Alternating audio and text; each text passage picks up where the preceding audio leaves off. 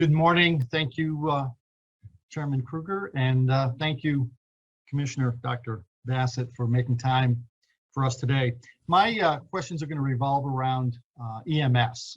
You know, as a member of my local EMS squad and the rural challenges that we're seeing on the EMS horizon, the executive budget provides $5 million in local aid to municipalities to potentially operate a pilot program for countywide EMS through an RFP.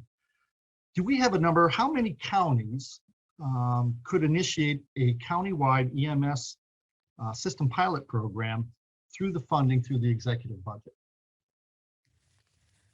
Thank you very much for that question. And as you're well aware, the whole EMS system across the state is sort of a patchwork. There's something like 1,700 different EMS agencies, over 70,000 EMS providers, and things can vary county to county, even neighbor, village to village.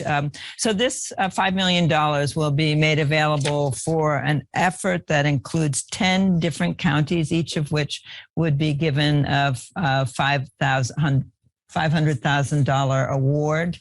And they will work on establishing a county-wide system.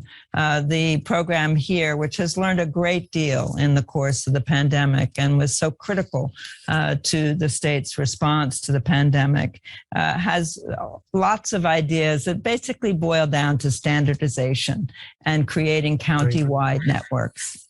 Thank you. Thank you on that.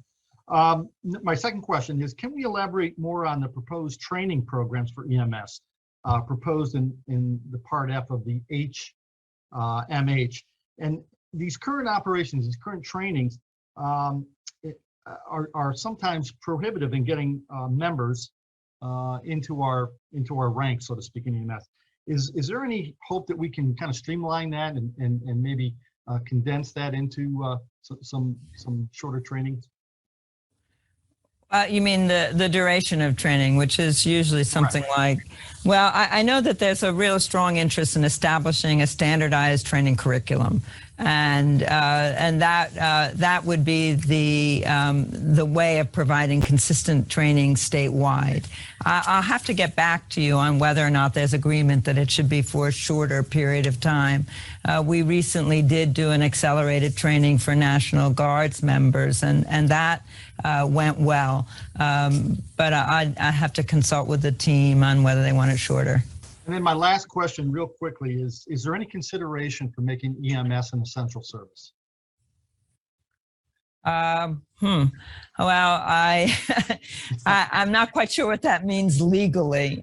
Certainly from the point of view that we all want to be able to dial 911 and get somebody who responds to us, there's no question that all of us want to have that. In those rural districts that I represent, I can tell you it is an essential service. Thank you.